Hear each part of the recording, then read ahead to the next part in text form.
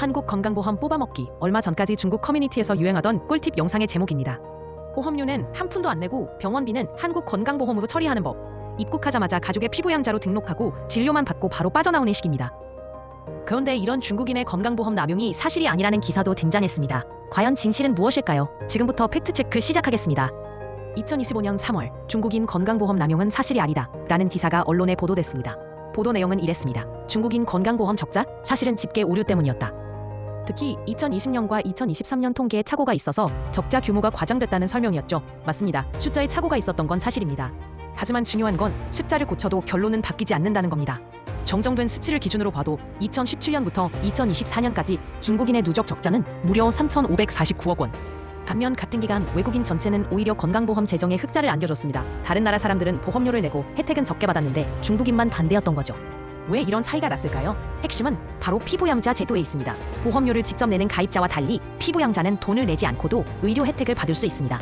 그런데 중국인의 피부양자 비율은 무려 68%, 다른 외국인들에 비해 압도적으로 높은 수준입니다. 즉 보험료는 거의 안 내고 혜택만 받는 사람이 많았다는 얘기죠. 건강보험 입장에서는 당연히 손해가 커질 수밖에 없습니다. 물론 가족과 함께 지내는 경우도 있겠지만 제도를 노린 악용 사례도 분명 존재했습니다. 왜냐고요? 중국엔 피부양자 개념이 없기 때문에 의료 혜택을 받으려면 본인 명의의 보험이 반드시 있어야 합니다.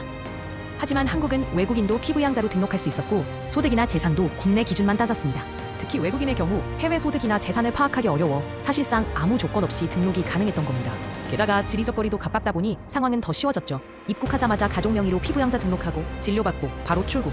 이런 식으로 건강보험을 악용하는 방법들이 중국 SNS나 유튜브에서 꿀팁처럼 퍼지며 확산됐습니다. 이쯤 되면 그냥 제도 틈새를 이용한 원정 진료라고 볼 수밖에 없습니다. 그래서 결국 제도가 바뀌게 됩니다. 2023년 12월 국회에서 관련 법이 개정됐습니다. 이제 외국인이 피부양자로 등록하려면 한국에 최소 6개월 이상 거주해야 합니다. 입국하자마자 등록하고 진료받는 방식은 막힌 셈이죠. 이 법은 2024년 4월부터 시행됐고 그해 중국인의 건강보험 수지는 드디어 흑자로 돌아섰습니다. 팩트체크 정리해보겠습니다. 대부분 외국인은 젊고 건강해. 보험료는 내고 진료는 적게 받아 건강보험이 흑자를 봅니다. 하지만 중국인은 피부양자 비율이 유독 높고 실제로 수년간 누적 적자가 큰 것도 사실입니다.